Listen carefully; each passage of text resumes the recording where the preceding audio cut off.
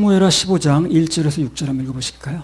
이후에 압살롬이 자기를 위하여 병거와 말들을 준비하고 전배 50명을 세우니라. 압살롬이 일찍이 일어나 성문 길 곁에 서서 어떤 사람이든지 송사가 있어 왕에게 재판을 청하러 올 때에 그 사람을 불러서 이르되 너는 어느 성 사람이냐? 그 사람의 대답이 종은 이스라엘 아무 지파에 속하였나이다 하면 압살롬이 저에게 이르기를 내 일이 옳고 바르다마는 내 송사 들을 사람을 왕께서 세우지 아니하셨다 하고 또 이르기를 내가 이 땅에서 재판관이 되고 누구든지 송사나 재판할 일이 있어 내게로 오는 자에게 내가 공의 베풀기를 원하노라 하고 사람 가까이 와서 절하려 하면 압살롬이 손을 펴서 그 사람을 붙들고 입을 맞추니 이스라엘 무리 중에 왕께 재판을 청하러 오는 자들에게 압살롬의 행함이 이 같아서 이스라엘 사람의 마음을 도적하니라. 원래 압살롬이란 그 이름의 뜻이 뭐냐면요, 아버지의 평안, 그런 뜻입니다. 그런 의미가 있다고 그래요. 아마 다윗이 그 아들을 낳고 마음이 평안하길 바랬나 봐. 그래서 아버지의 평안, 이렇게 이름을 지었습니다. 압살롬이라고. 처음 들어봅니까 그 얘기? 네. 근데 이 살아상전에 압살롬은 아버지 평안은 고사하고 매사 근심덩어리라 이름대로 못 살았습니다. 이름은 원래 아버지의 평안이란 뜻인데 그렇게 이제 아버지가 이름을 지은 거예요. 아들을 낳고 아버지의 평안을 달라 해가지고 아버지의 평안 이렇게 지었는데 그 이름대로 못 살았습니다. 그러니까 이름이 어찌 지어졌든 간에 그 운명은 하나님이 결정하시는 거예요. 네. 뭐 이름대로 가는 건 아니에요. 뭐 장명소에 가면 이름대로만 한다 그러는데 그래서 뭐 그것도 뭐 일리가 있는지는 모르겠습니다만 그런 운명은 하나님이 결정을 하십니다. 누군가 하나님의 사명을 잘 감당하고 그분께 드린 예배에 성공하고 그래서 하나님을 기쁘게 해드리면 그 이름이 어떤 이름이든 간에 좋은 이름으로 만드셔요. 여러분들 하나님께서는 우리 운명을 좌우하십니다. 예. 결정도 하세요. 그래서 이제 귀신이라는 존재는 영적인 존재이기 때문에 장래일을 알아맞힐 수는 있어요. 그 영의 세계에서는 그게 문제가 안 돼요. 영의 세계는 다 보이는 거예요. 귀신도 영적인 존재이기 때문에 다 알아맞힐 수 있어요. 그러니까 점쟁이한테 가서 뭐 맞춘다는 거 그거 아무것도 아닌 것입니다. 그러나 귀신은 절대 뭘 못한다고 그랬어요? 운명을 바꾸지 못해요. 사람의 운명을 바꾸지 못해요. 죽을 사람을 살 운명을 바꾸지 못한다는 게. 그러니까 사무엘이 그 이튿날 죽는다는 건 맞추긴 했지만 그 사람 죽는 건 막지는 못하잖아요. 그러니까 알면 뭐합니까? 운명을 바꿀 수가 있어야지. 하나님은 우리 운명을 바꿔주세요. 이게 감사한 거예요. 운명을 바꿔줍니다. 시편 102편 20절.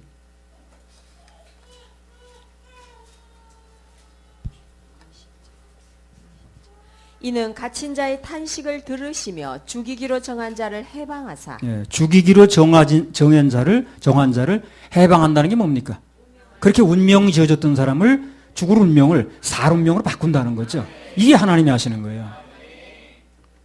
그래서 하나님께서는 우리 운명을 바꾸실 수 있기 때문에 우리는 오직 그분에게 잘 보여야 됩니다. 그분에게 잘 보여서 나쁠 거 하나도 없습니다. 하나님께 충성하고 그분께 마음을 열어서 나쁠 게 손해볼 게 전혀 없어요. 내가 인생 살아보니까 하나님께 마음을 드린 사람 치고 잘못되는 사람이 없어요. 하나님께 마음을 드린 사람이 무슨 뭐 인생이 망가졌다라든가 무슨 뭐 길거리에 나 앉았다 나 그런 거 들어본 적이 없어요. 결국은 전화위 복이고 결국은 잘 됩니다. 그분이 우리의 모든 걸 더해 주세요. 가정도 지켜주시고 내 인생도 관리해 주시고. 그러니까 가장 키포인트가 그거예요. 하나님께 마음을 드리는 거예요. 예배 성공하는 겁니다. 할렐루야. 우리 운명을 좌우하신 하나님께 박수 올려드려요. 우리 그 찬양 하나 올려드리고 갑시다. 102장 주 나의 사랑 나 주의 사랑. 주 나의 사랑 나 주의 사랑. 주 나의 사랑 나 주의 사랑 그 사랑은 내 기쁨. 나 주의 사랑. 주 나의 사랑 나 주의 사랑 그 사랑은 내 기쁨. 주 나의 사랑 나 주의 사랑. 주 나의 사랑 나 주의 사랑 그 사랑은 내 기쁨. 그 사랑은 내 기쁨. 주 나의 목자 나 주의 양. 주 나의 목자 나 주의 양 그 사랑은 내 기쁨. 주 나의 목자 나 주의 양. 주 나의 목자 나 주의 양 그 사랑은 내 기쁨. 주 나의 목자 나 주의 양. 주 나의 목자 나 주의 양 그 사랑은 내 기쁨.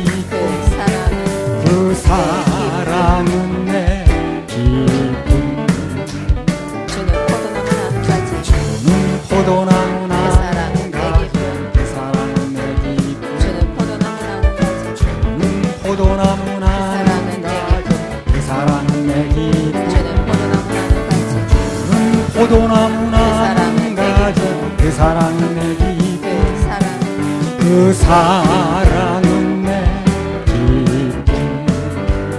주 나의 신랑 나주의 신부 나의 신랑 나주의 신부. 그 사랑은 내 기쁨. 주 나의 신랑 나주의 신부 나의 신랑 나주의 신부.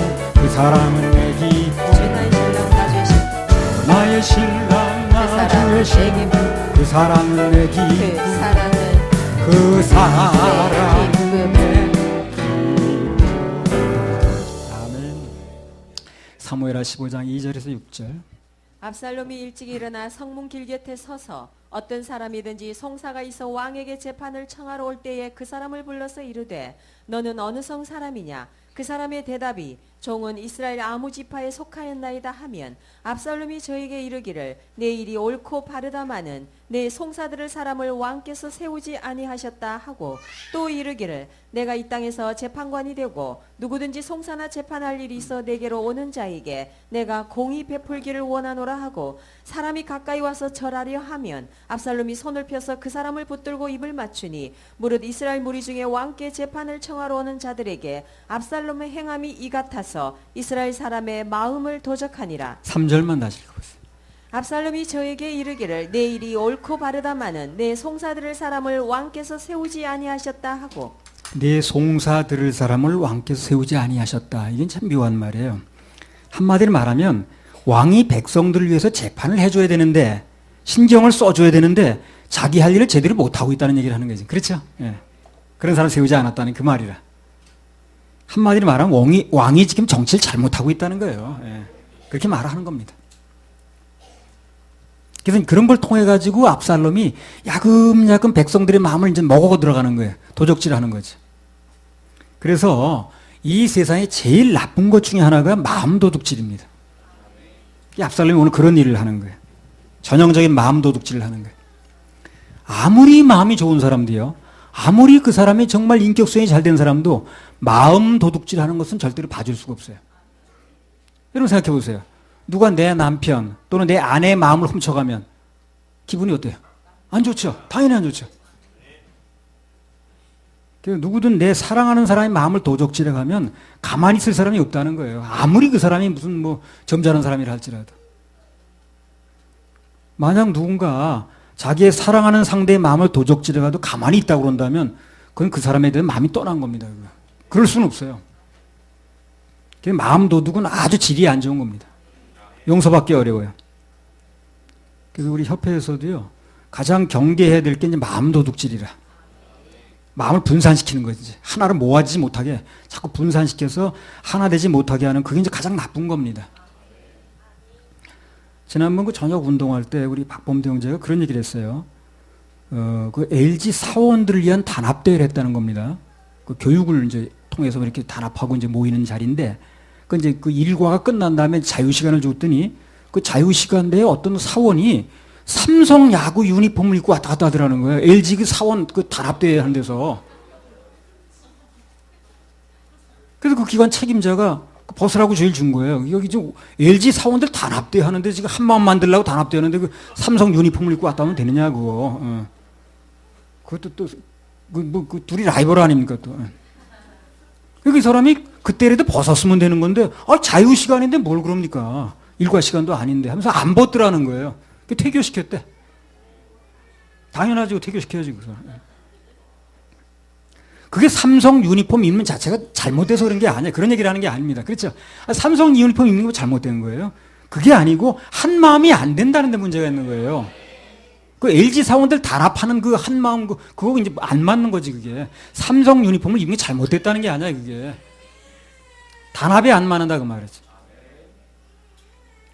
그 전에 중국 그 무역극에서 보니까 뭐 화산파? 뭐 그런 파가 있더라고. 그 제자라는 사람이 어디 갔다 오더니 뭐 몇 년간 있다 오더니 무슨 선생 앞에서 무슨 그 권법을 이렇게 시범을 보이는데 다른 권법을 쓰는 거야. 그 파에 이제 우두머리 장문이라고 그러더만. 그 사람이 그 어디서 배운 권법이냐? 그러니까 3년 동안 뭐 돌을 닦고 가지고 어째 했더나. 예. 그래가지고 그걸 전수하고 싶다는 거야, 자기가. 아니다. 예. 넌 파문이다. 그게 그 권법이 마음에 드느냐 안 드느냐 그 쓰는 게 올바르냐 그런 얘기를 하는 게 아니에요. 우리 권법하고 안 맞다는 거예요. 그러면 이제 한 마음이 안 된다는 얘기거든. 전에 그 집회 때도 보면요. 가끔 가다 보면 그런 사람이 있었어요. 예. 우리가 쓰는 용어가 아닌 생소한 용어를 쓰는 사람이 있더라고. 그게 맞고 안 맞고가 떠나서 우리가 안 쓰는 용어야. 근데 지적을 했어요, 그때마다. 그건 우리가 쓰는 용어가 아니다고. 그것은 그 말이 맞고 안 맞고 얘기라는 게 아니고 한 마음이 안 되면 같이 갈 수 없다는 거죠. 근데 그 말을 못 받아들이는 사람 떠나더라고. 그건 한 마음이 안 된 거예요, 바로 그게. 예. 받아들이지 않는 게. 이 세상 어느 단체나 마찬가지지만 특히 하나님의 일은 한두 사람이 돌출된 사람이 중요한 게 아니에요, 그게. 한 마음이 중요합니다. 한 마음이 중요합니다. 이 마음 도적질이 아주 안 좋은 거예요. 한 마음 안 되게 하는 거지. 그래서 사람끼리도 문제가 되지만 특히 하나님과 그분 자녀인 우리 사이에 큰 문제가 됩니다, 이게. 신명기 6장 5절.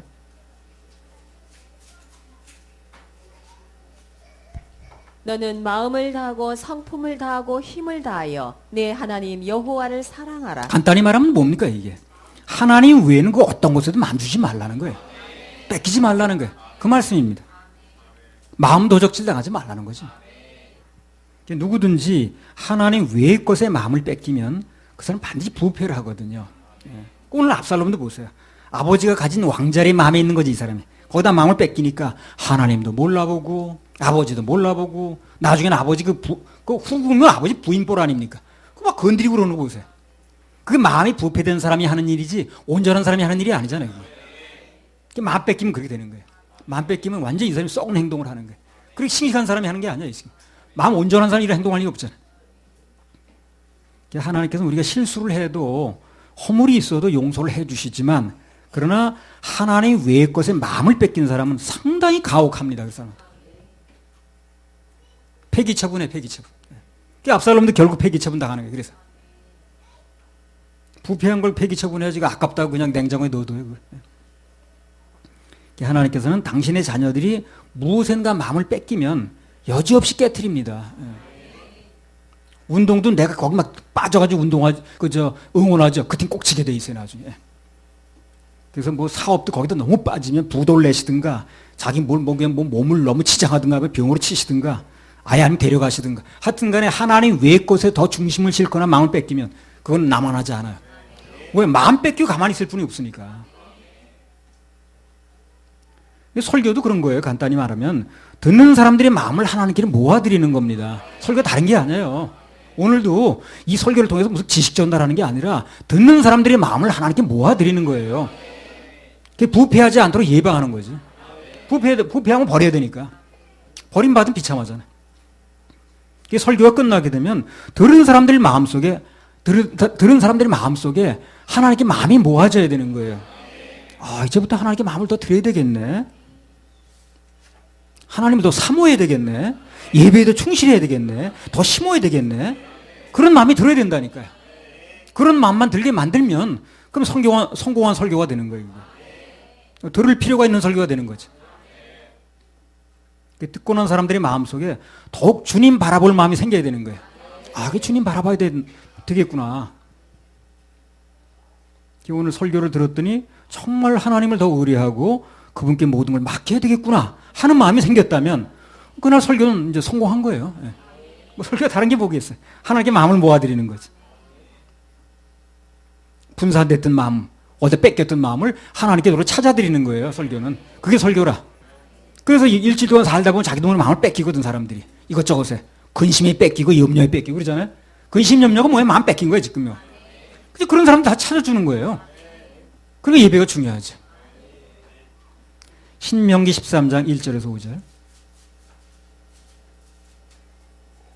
너희 중에 선지자나 꿈꾸는 자가 일어나서 이적과 기사를 내게 보이고 내게 말하기를 내가 본래 알지 못하던 다른 신들을 우리가 쫓아 섬기자 하며 이적과 기사가 그 말대로 이룰지라도 너는 그 선지자나 꿈꾸는 자의 말을 청종하지 말라. 이는 너희 하나님 여호와께서 너희가 마음을 다하고 성품을 다하여 너희 하나님 여호와를 사랑하는 여부를 알려 하사 너희를 시험하심이니라. 자, 이 말은 무슨 말이냐면 한마디로 말하면 그래요.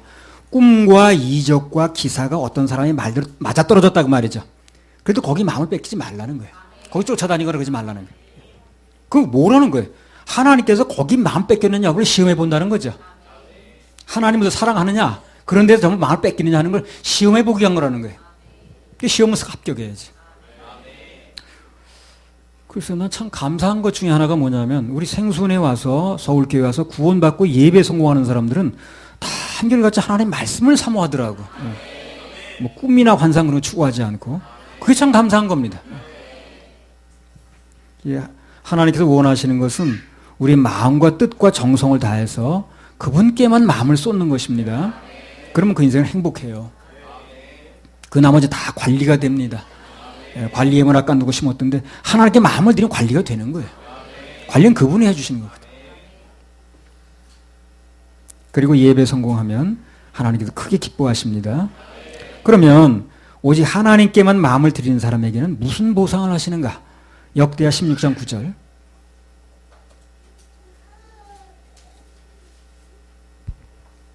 여호와의 눈은 온 땅을 두루 감찰하사 전심으로 자기에게 향하는 자를 위하여 능력을 베푸시나니 이 일은 왕이 망령에게 네, 됐습니다.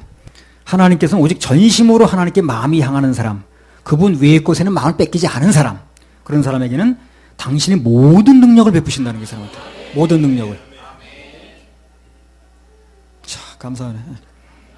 우리 매사에 뭘 하든지 절대로 하나님 외의 것에 마음 뺏기면 안 됩니다. 그것은요, 하나님 외의 것에 마음을 뺏긴다는 것은 바꿔 말하면 하나님의 능력을 거절하는 거고 똑같아요. 그죠? 마음을 안 뺏긴 사람한테 능력을 준다는 건데, 그럼 마음을 뺏긴다는 건 하나님 능력을 거절한다는 거예요. 그것처럼 손해가 없지. 하나님의 능력을 거절하는 거예요, 그 사람이. 그럼 안 뺏기면 다 뺏기는 거거든. 그래서 오늘도 이 말씀을 듣는 우리 모두가 이 시간 이후부터는 다시 한번 하나님께 마음을 몰아드립시다. 그게 사는 길이에요. 그 나머지 그분이 관리해 주신다 그랬으니까. 하나님께서 오늘도 앞으로도 계속해서 우리에게 능력을 베풀어 주실 겁니다. 그 예수님 설교가 체계적은 아닌데요. 아주 감동적이셨어요. 1대지 2대지 그런 체계적인 설교가 아니라 할지라도 그 말씀 그대로 선포하면 그 말씀에 하나님이 역사를 하시는 거예요. 그게 중요합니다. 할렐루야. 우리 하나님께 박수 올려드려요. 사무엘하 15장 14절에서 16절 읽어보세요. 다윗이 예루살렘에 함께 있는 모든 신복에게 이르되 일어나 도망하자. 그렇지 아니하면 우리 한 사람도 압살롬에게서 피하지 못하리라. 빨리 가자. 두렵건대 저가 우리를 급히 따라와서 해하고 칼로 성을 칠까 하노라.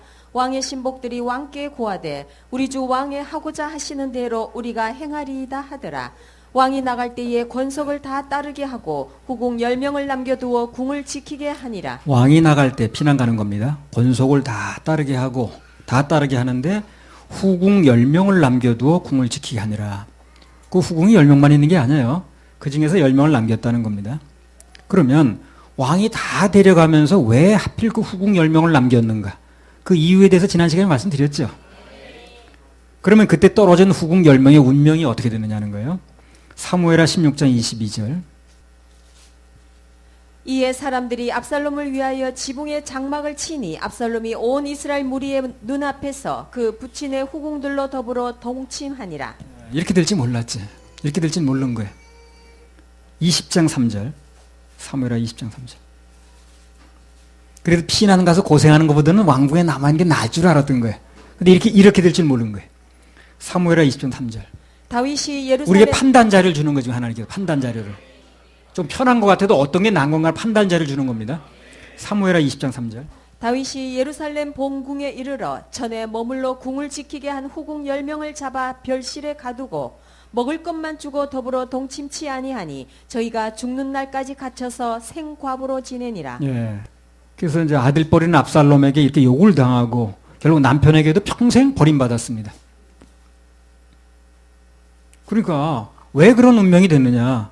남편을 붙잡지 않은 게 화근이었다고 그랬어요. 화근이었다고 그랬어요. 그렇죠? 예. 어떤 일이 있어도 그 남편을 따랐어야 되는 건데 어물쩍 남았던 게 비극의 이제 원인이 된 거예요. 그래도 그 피난 가서 그렇게 그냥 피난 가면 침대나 있는 거야. 그 어떻게 무슨 뭐 텐트나 제대로 치고 자는 거야. 밥은 제대로 먹는 거야. 별 생각이 다 그야말로 5만 가지 생각이 다 난 거예요. 예. 그러니까 가만히 생각해 보니까 그래도 남는 게 나은 것 같은 거예요. 왕궁에 그 편안하고 왕궁에는 어떻게 다 그냥 먹을 것 뭐 나오고 뭐 다 괜찮잖아요. 그래서 남았던 건데 어물쩍 그게 나중에 이렇게 돼버린 거예요. 우리 하나님과 우리 관계에서 마찬가지입니다. 주님은 우리 선택사항이 아니에요. 뭐 따를까 말까 계산해서 따르는 그런 관계가 아니라 주님을 따르는 건 그야말로 목숨을 걸어야 될 필수사항입니다. 필수사항. 선택의 여지가 없는 거예요. 그분은 안 따라가면 어딜 따라가려고 그러면. 그죠? 선택의 여지가 없잖아요. 그분은 안 따라가면 그럼 어딜 따라가겠냐는 거예요, 그러면. 만에 하나 주님께서 누구에겐가 날 떠나라고 말씀하신다 할지라도 우린 끝까지 붙잡쳐야 됩니다. 선택이 아니니까. 필수니까. 그 좋은 예가 룻과 오르바 아닙니까? 룻 1장 14절.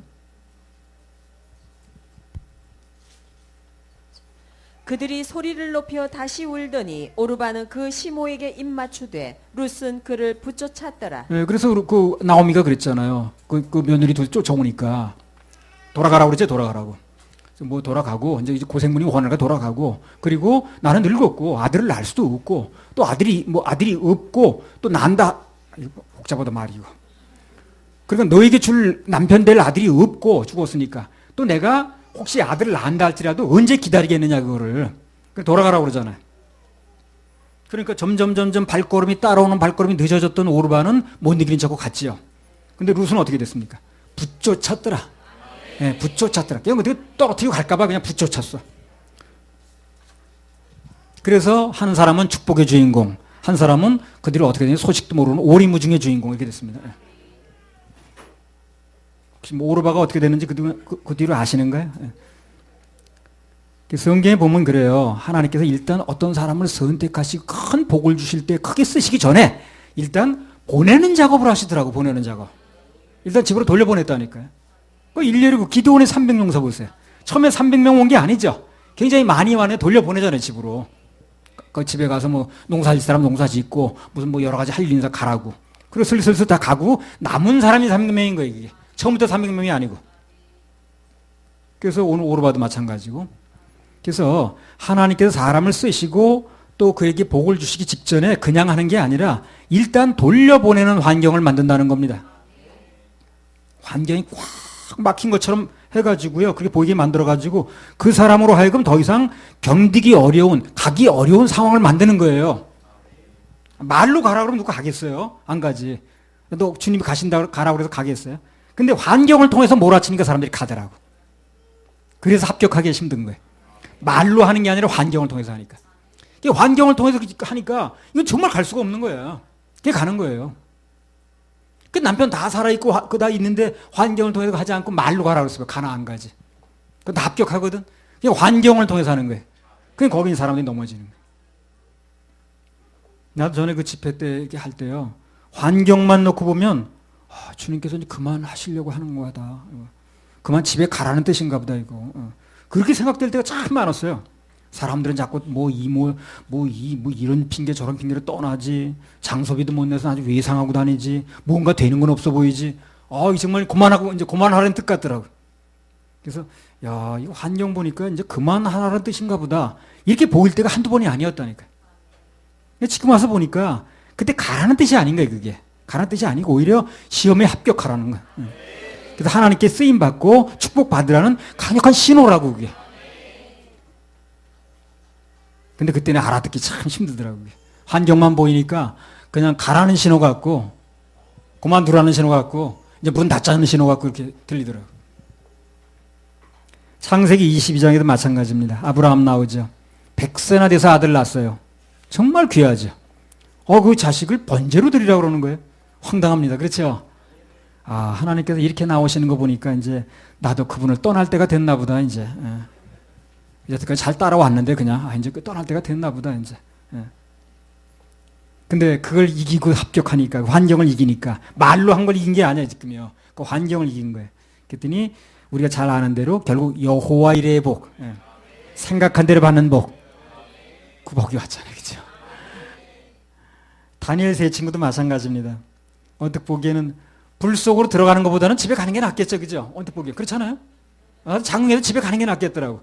그 수모를 다 당하고 있느니 내가 한 일도 아닌데 그러니 집에 가는 게 마음 편하겠더라고. 근데 주님의 그 약속을 붙잡고 있었던 건데 언뜻 보기에는 불 속에 들어가는 것보다는 집에 가는 게 나을 것처럼 보이는 거예요. 여기서 집에 간다는 포기한다 그 말입니다. 집에 간다는 말은. 근데 이 사람들이 그리 아니하실지라도 붙여찼더니 기적의 주인공이 됐잖아요, 그죠? 기적의 주인공. 예. 그런 시각에서 보면 에스더도 마찬가지라. 왕이 부르지 않으면 절대 갈 수 없는 거거든. 왕실 규례를 깨라는 거예요. 그럼 목숨 걸라는 거거든 지금. 부르지 않았는데 가게 되면 죽을 수도 있으니까. 목숨 걸라는 거예요. 환경을 통해서 집에 가라고 말하는 거 똑같은 겁니다. 포기하라는 거죠. 도저히 안 되는 걸 순종하라고 그러니까. 근데 에스더가 어떻게 했습니까? 어떻게 했어? 죽으면 죽으리이다. 하나님 앞에서 결심을 보이니까 그때 하나님이 일하심이 나타나잖아. 에스더 9장 22절. 그 에스더 한번 읽어봐. 9장 22절. 에스더 9장 22절.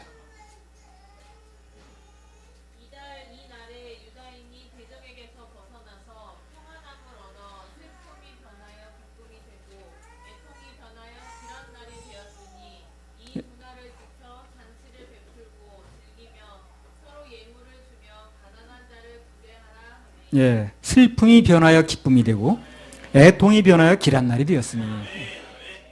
그래서 환경을 통해서 낙심이 되어질 때, 정말 마음이 내려앉을 때 오직 주님만을 바라보고 소망 중에 인내하고 기다리면 결국 이렇게 되는 겁니다. 이렇게 되는 거예요. 답이 나와 있어요. 슬픔이 변하여 기쁨이 되고 애통이 변하여 길한 날이 되는 겁니다. 전화위복이에요. 해피엔딩이에요. 전화위복 해피엔딩. 예. 오늘날도 그때 아브라함처럼 루처럼 기도원의 300용사처럼 에스더처럼 다니엘과 그 밖에 많은 용사들처럼 끝까지 주님을 붙잡으면 결국 축복의 주인공, 응답의 주인공, 간증의 주인공들이 되는 것입니다. 주인공. 예, 끝까지 따라가는 사람에게는 반드시 좋은 날이 오게 돼 있어요. 성경에 그렇게 예외인 사람이 없어요. 다 좋은 날이 와서 그 사람들한테. 그래서 그런 의미에서 놓고 보면 오늘 후궁 이 10명들은 판단을 아주 잘못한 거예요. 이유여를 막론하고 따랐어야 되는 건데, 붙여쳤어야 되는 건데. 그래서 여기 후궁 10명은 오늘날로 비교하면 그렇습니다. 오늘날로 적용하면 조금 어려움과 눈앞의 환경을 이기지 못하고 떠나가는 사람들이 전형적인 모형인 거예요. 이 사람들이. 후궁 10명이. 남 얘기가 아니야 이게요. 이 후궁 10명이 뜻하는 바가 그거예요. 환경을 못 이기고 조금 편한 거 찾아서 조금 덜 고생하는 쪽으로 찾아서 떠나간 사람들이 어떻게 되는가 하는 그걸 보여주는 거예요. 우리 판단 자료로 삼으라고. 사무엘하 15장 19절 21절. 그때에 왕이 가드 사람 이때에게 이르되 나는 지금도요. 그때 그 장흥 그때 정말 나 좀 떠나고 싶었어. 그럼 마음이 편안하겠어. 모든 공격으로 난 차단되니까. 그래서 내가 조금 편하겠다고 조금 내 공격을 안 받게 떠났으면 내가 그때 장래가 어떻게 됐겠는가. 그 생각해보면 참 아찔해. 내가 생선이 만날 수도 없었고 여러분 만날 수도 없었을 겁니다. 뭔가를 또 하긴 했겠지만 하여튼 자우지가 그 장래를 밟지 않았을 것 같아. 왜 간증이 없으니까. 사무엘하 15장 19절에 21절. 그때 왕이 가드 사람 이때에게 이르되 어찌하여 너도 우리와 함께 가느냐 너는 쫓겨난 나그네니 돌아가서 왕과 함께 내 곳에 있으라 너는 어제 왔고 나는 정처 없이 가니 오늘날 어찌 너로 우리와 함께 유리하게 하리요 너도 돌아가고 내 동포들도 데려가라 은혜와 진리가 너와 함께 있기를 원하노라 이때가 왕께 대답하여 가로되 여호와의 사심과 우리 주 왕의 사심으로 맹세하옵나니 진실로 내 주 왕께서 어느 곳에 계시든지 물론 사생하고 종도 그곳에 있겠나이다. 마찬가지잖아요. 그 다윗이 가라고 그러잖아. 가라고 그러죠. 너는 우리하고 원래 같이 다니는 사람도 아니고 엊그저께 온 사람이니까 너희 민족 데리고 돌아가 하고 가라고 그러잖아요. 가면 그만인 거예요. 근데 그러잖아요. 이때가 왕께 대답하여 가로되 여호와의 사심과 주의 왕의 사심을 우리 주 왕의 사심으로 맹세하옵나니 진실로 내 주 왕께서 어느 곳에 계시든지 어딜 가든지 물론 사생결단하고 종도 그곳에 있겠나이다. 참 이때 같은 말 했네. 이때라. 먼저 후궁 10명도 이때 같은 이 정신이 필요했던 거예요. 우리가 떠나서 어디 여기 남아 있습니까? 뭐 산골짜기든 어디 무슨 뭐 우막이든 따라가겠습니까? 이렇게 나왔어야 되는 거예요. 가만히 보면 눈치 보고 거기 난 것 같으니까 오르바처럼 남았다가. 후궁 10명의 생각이 그거지 뭐. 지금 정처 없이 피난 가는 사람 보니까 다윗 보니까 이거 가서 살렌지 죽을렌지 따라가봤자 고생이 훤한 거야. 왕궁에 그래도 있는 게 낫다는 판단을 한 거지.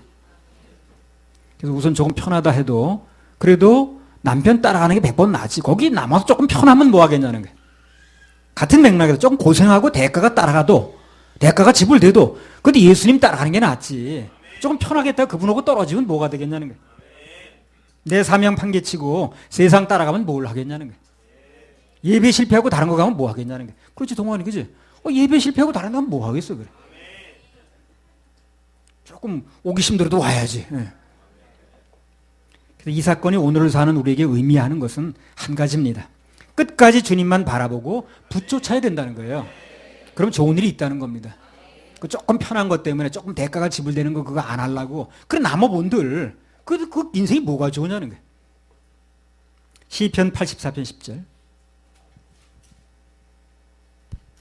주의 궁정에서 한 날이 다른 곳에서 첫날보다 나은즉 악인의 장막의 거함보다 내 하나님 문지기로 있는 것이 이 그 말이라 주의 궁정에서 한 날이 악인의 악인의 장막에 첫날 거하는 건 낫다는 거예요. 다른 곳에 첫날보다 낫다는 거예요. 참 두고두고 음미하고 이제 묵상할 말씀이라. 할렐루야. 우리 하나님께 박수 올려드려. 나주마니에는 찬양 한번 합시다. 나주마니 45번. 나주마니.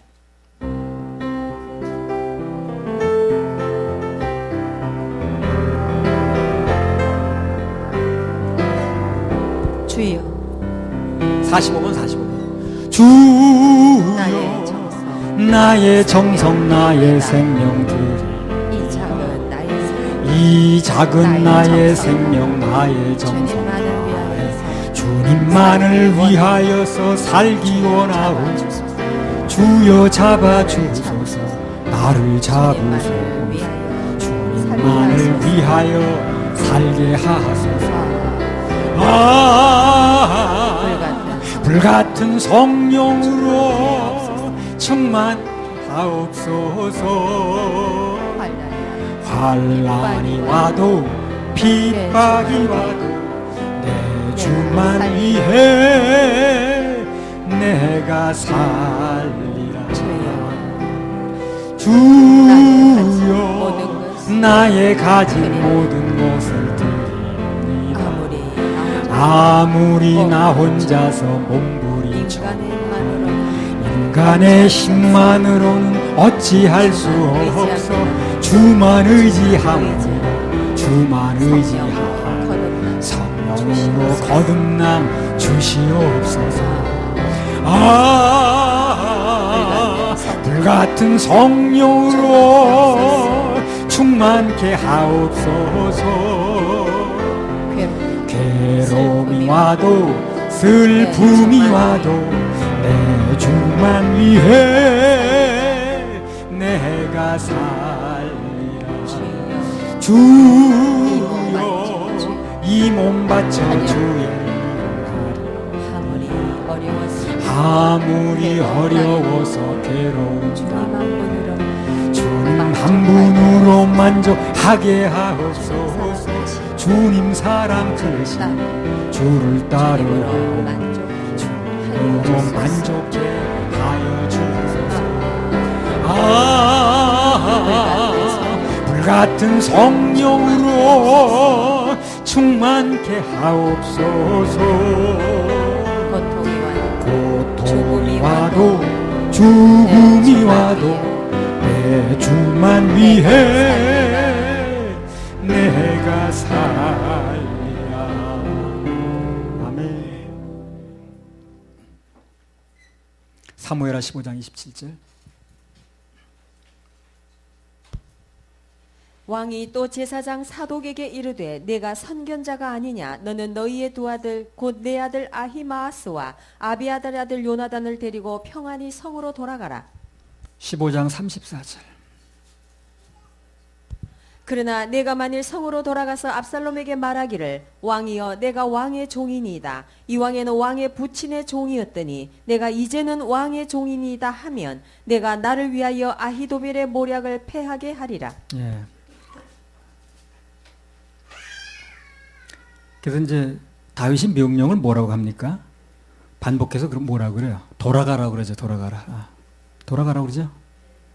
나 따라오지 말고 돌아가라.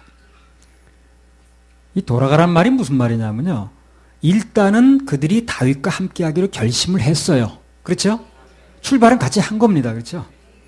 같이 출발을 했으니까 돌아가라는 사명을 줄 수가 있는 거예요. 돌아가서 일하라는 사명을 줄 수가 있는 거예요. 그런 의미에서 앞서고 후궁들하고는 다른 겁니다. 그렇죠? 그 사람들은 아예 갈 생각이 없었던 사람이고 이 사람들은 일단 같이 출발을 한 거야. 그러니까 같이 출발한 것을 전제로 해서 사명을 주는 거예요. 가서 뭘 하라고. 전부 처음부터 안 따라난 그 후궁하고 다르죠. 그래서 여기서 우리가 뭘 교훈을 얻을 수 있냐면 하나님의 사명과 역사는 일단 따라 나서야 돼요. 다시 말하면 일단 출발을 해야 된다는 거예요. 그래야 그 뒤 새로운 사명도 받고 하나님의 도우심도 받고 역사도 일어납니다. 일단 출발을 해야 돼요. 출발. 출애굽기 14장 8절.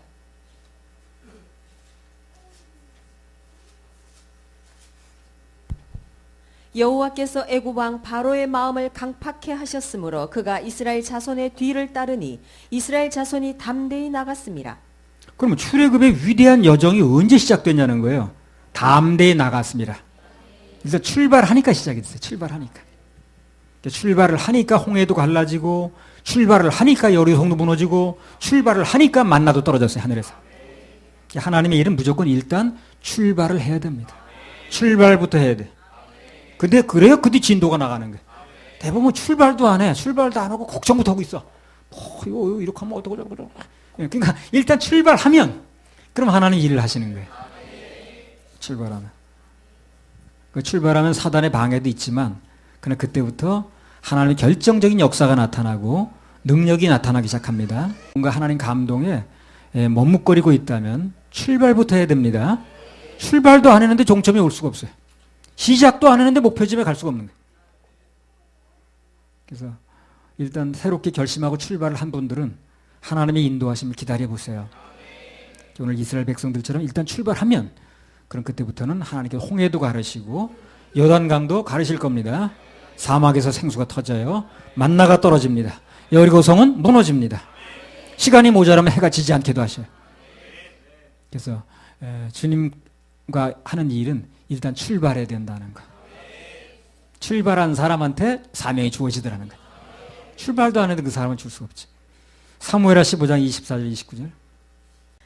사독과 그와 함께한 모든 레위 사람이 하나님의 언약 궤를 메어다가 내려놓고 아비아달도 올라와서 모든 백성이 성에서 나오기를 기다리더니 왕이 사독에게 이르되 하나님의 궤를 성으로 도로 메어가라. 만일 내가 여호와 앞에서 은혜를 얻으면 도로 나를 인도하사 내가 내게 그 궤와 그 계신 데를 보이시리라. 예, 사독과 아비아달이 하나님의 궤를 예루살렘으로 도로 메어다 놓고 거기 유하니라. 그래서 다윗이 제사장 사독하고 아비아달을 시켜서 하나님의 궤를 도로 예루살렘으로 가져가라고 좀 명령했거든요. 그게 이제 이유가 뭐냐면요.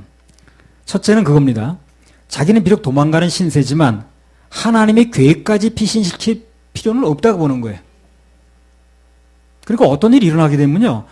나와 하나님을 분리시켜 생각하는 것도 좋은 방법 중에 하나입니다. 그게. 내가 사방으로 우겨쌈을 당했어. 정말 앞이 캄캄해. 그렇다면 내가 어려운 거지 하나님까지 어려운 게 아니에요. 그러니까 도망은 내가 가는 거지 지금. 하나님 궤가 도망갈 필요가 없는 거지 지금. 하나님 궤는 갖다 놓으라는 거예요.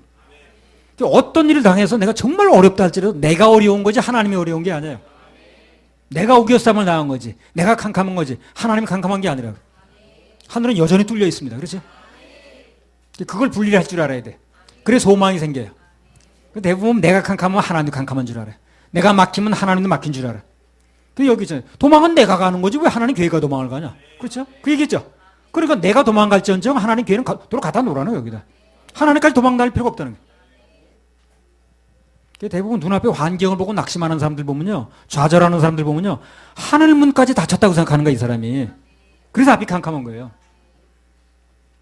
눈앞의 형편은 너무 캄캄하고 눈앞의 형편은 너무 답답해도 그래도 하늘은 뚫렸다. 그것만 생각하면 소망이 생겨요. 하늘로 고개를 들게 돼 있어요. 그 사람. 예. 총 답답할 때는요. 너무너무 어려울 때는요. 저 고개를 들고 밖에 나가서 하늘을 한번 보세요. 큰 도움 됩니다. 예. 땅만 자꾸 쳐다보고 고민하지 말고 그냥 밖으로 일단 나가요. 나가서 하늘 한번 쳐다보세요. 그리고 하늘에 계신 주님을 묵상하시기 바랍니다. 그러다 보면 살 길도 열려요. 다 같이 하늘은 뚫렸습니다. 하늘 뚫렸습니다. 하늘을 바라봅시다. 근데 낙심하는 사람 보면 되게 고개를 숙이고 있어. 예. 낙심이 될 때는 일단 밖에 나가서 하늘을 쳐다보세요. 그러니까 내가 막힌 거지 하나님 막힌 게 아니에요. 내가 답답한 거지 하나님 답답한 게 아니에요. 그럼 전능이 아니지. 여리고성은 내 앞에 있는 거지 하나님 앞에 여리고성이 아니에요. 그리고 지금 다윗이 그걸 얘기를 하는 거예요. 도망은 내가 가는 거지 왜 하나님 도망가냐. 그러니까 하나님 걔는 돌아갔다 놓으라는 거예요. 그러니까 하나님의 계획가 언젠가 내가 다시 가는 그 돌아가는 과정에서 다시 만날 수 있다는 거죠. 그래서 다윗이 하늘이 뚫렸다는 것을 얘기를 하는 것이고 또 하나는 또 뭡니까? 방금 얘기했죠. 아들에게 쫓겨서 내가 피난 가는 신세지만 그러나 언젠가는 하나님이 임재하시는 그곳에 다시 돌아오게 하신다는 거예요. 그분이. 간절한 소원이 있는 거예요. 소원. 돌아옵니다. 그 소망을 입으로 표현하는 거예요. 지금. 간절한 소원 있는 분들은 입을 자꾸 표현하세요. 입으로. 안 된다고 자꾸 표현하지 말고 그 간절한 소망을 하나님이 이루실 것을 소망을 이제 표현하시라고. 그래서 기도니까. 그 심어 놓는 거예요. 어떤 경우에 일단 믿음의 말과 행동을 심어 놓으면 결국 행복의 꽃이 핍니다. 열매가 열리게 돼 있어요. 다윗이 이 와중에 그런 말 할 때가 아닌데 그렇게 얘기를 하는 거예요. 언젠가 하나님의 교회가 거기를 돌려놓으면 그분이 임재하시는 곳에 나 도로 간다는 거예요. 그 예루살렘으로 도로 간다는 회복된다 그 말이죠. 말을 잘 심어놔야 되는 거예요. 요나서 2장 1절 3절.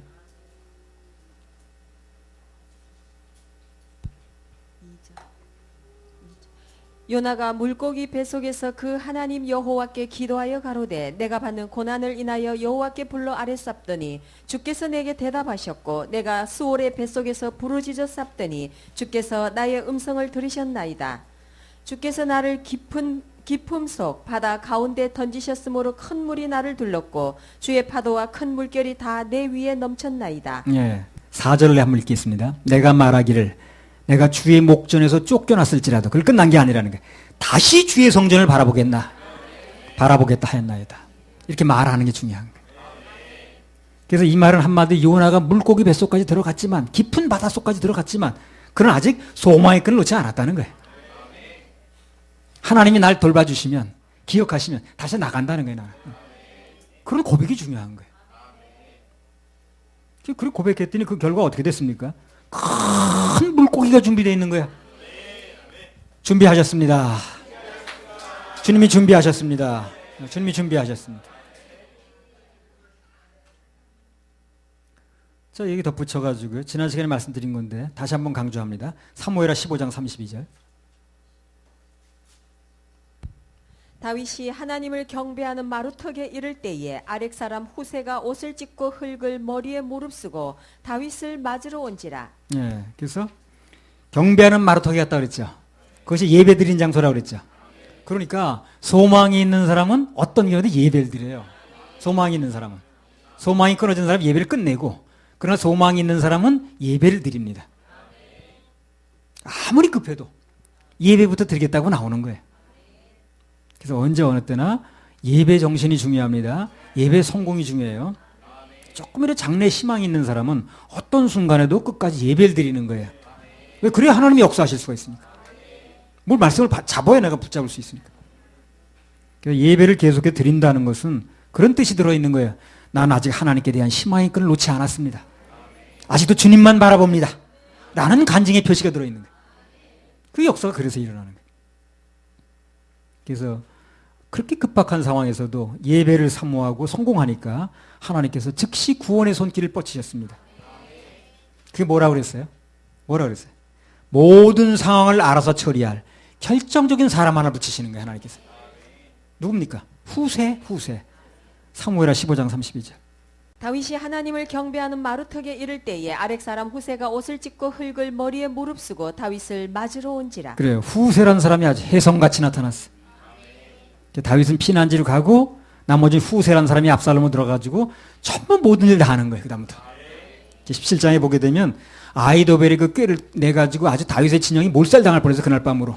근데 후세라는 사람이 전부 계략을 무력화시킵니다. 그런데 중요한 것은 그렇게 중요한 후세가, 그게 도무진 후세가 언제 나타났냐는 거예요. 그 나타난 때가 언제냐는 거예요. 다시 읽어보세요. 사무엘하 15장 32절. 다윗이 하나님을 경배하는 마루턱에 이를 때에 아렉 사람 후세가 옷을 찢고 흙을 머리에 무릅쓰고 다윗을 맞으러 온지라. 다윗이 하나님을 경배하는 마루턱에 이를 때에 예배에 성공할 때 그때 후세가 나타나는 거예요. 그러니까 우리는 그가 나타난 시점을 잘 봐야 돼요. 언제 나타났는가. 그래서 어려운 시점일수록 예배를 드리면 그때가 하나의 도우심이 임할 때라. 그러니까 경배 하나 되면 마라톤에 이제 와서 예배 드리니까 그 시점에 후세가 나타나는 거예요. 딱 맞춰서. 어떻게 해서든지 예배에 성공하려고 하는 사람에게는 하나님께 돕는 천사도 붙여주시고 문제 해결도 해주십니다. 여러 경로를 통해 위로가 오게 하셔요. 역경과 환난을 견디게 하십니다. 사무엘하 15장 31, 32절. 다윗이 감람산 길로 올라갈 때에 머리를 가리우고 맨발로 울며 행하고 저와 함께 가는 백성들도 각각 그 머리를 가리우고 울며 올라가니라.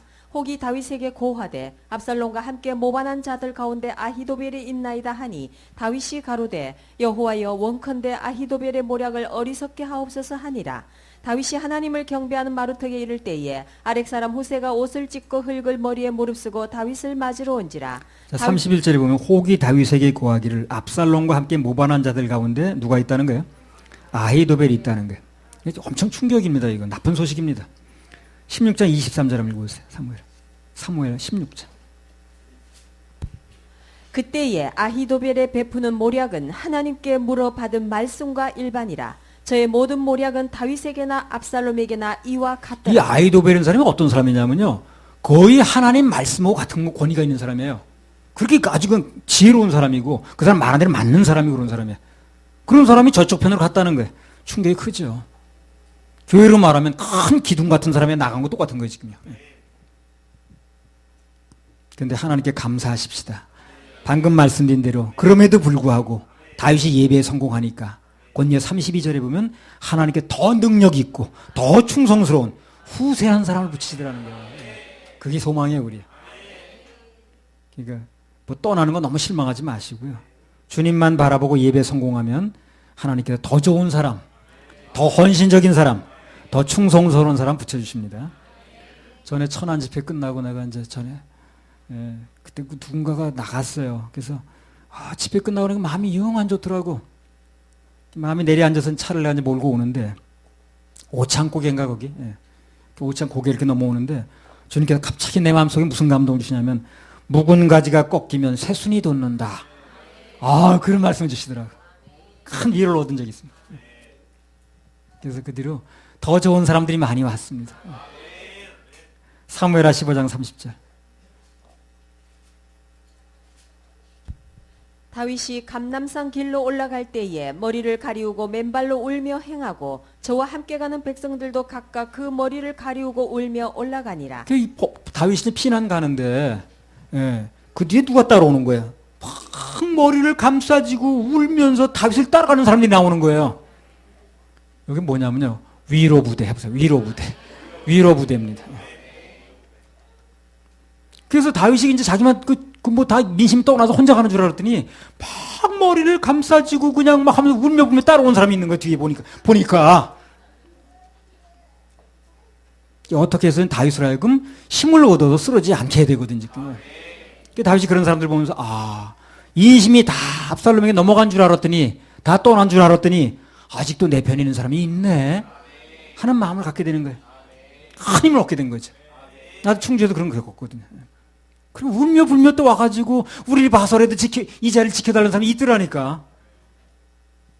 환난과 역경 가운데서도 묵묵히 하나님만 바라보고 예배 성공하면, 그러면 하나님께서 도처에서 위로 부대를 보냅니다. 위로 부대.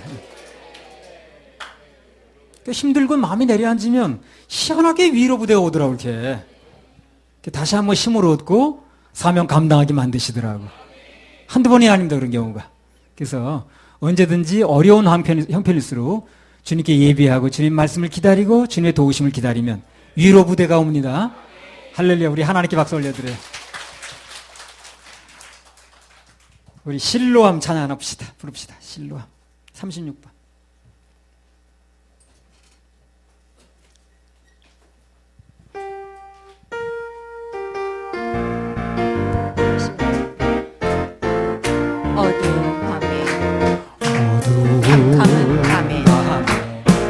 캄캄한 밤 새벽을 찾아 떠난다. 종이 닭이 오직 울어 밤이었어. 내 눈에는 오직 밤이었어. 우리가 처음 만난 그때 우리가 처음 만난 차가운 그때는 새벽이었어. 차가운 새벽이었어. 주님 맘속에 주님 사랑 사랑이 나는 느낄 수가 있었어. 나는 느낄 수가 있었어. 오주여 당신께 오주여 당신께 감사하리라. 실로와 내게 주심을 영원한 나에게 사랑 속에서 사랑 떠나지 않게 하소서. 떠나지 않게 하소서. 어두운 밤 캄캄한 밤에 캄캄한 새벽을 찾아 떠난다. 밤 새벽을 찾아 떠난다. 닭이 울어도 닭이 내 눈에는 오직 밤이었어. 내 눈에는 오직 밤. 우리가 처음 만난 그때는 우리가 처음 만난 차가운 그때는 새벽이었어. 차가운 새벽이었어. 주님 맘속에 주님 사랑이 있음을 나는 사랑이 느낄 수가 있었어. 나는 느낄 수가 있었어. 오주여 당신께 오주여 감사하리라. 당신께 감사하리라. 내게 주시는 실로하 내게 주심을 영원한 나에게 사랑 영원 속에서 사랑 떠나지 않게 하소서. 떠나지 않게 하소서. 오주여. 오주여 당신께 감사하리라. 실로와 감사하리라. 내게 주심을 실로한 내게 주심을 나에게 영원한 나에게 사랑 영원한 속에서 사랑 떠나지 않게 하소서. 떠나지 않게 하소서. 아멘. 늘 노래 하나 더 부르고 마칩시다. 35절.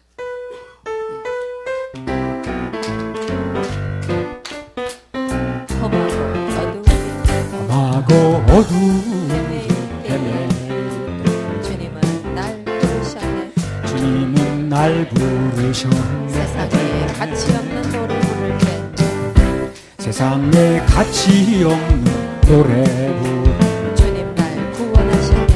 주님 날 구원하셨네. 이 세상 노래 다해 이 세상 노래 다 내 해도 맘에 기쁨 없지만 내 맘엔 기쁨 없지만 이젠 찾았네. 그러나 이젠 찾았네. 진실한 나의 노래를 진실한 나의 노래를 주님의 사랑 주님의 사랑 주님의 은혜 내 생명 바쳐 노래해. 노래해. 다시 시밭 험한 곳 찾아와 찾아 주님을 노래 부르리. 주님을 노래 부르리. 내 주여 나와 함께 하시어서 주여 나와 함께 하시니 늘 찬송하게 하소서. 늘 찬송하게 하소서. 이 세상 노래를 이 세상 노래 다 내 맘에 해도 기쁨 없지만 내 맘엔 기쁨 없지만 그러나 이젠 찾았네. 그러나 이젠 찾아 진실한 나의 노래를 진실한 나의 노래를 주님의 사랑 주님의 사랑 주님의 내 은혜 생명 바쳐 내 생명 바쳐 노래해. 노래해. 이 세상 이 세상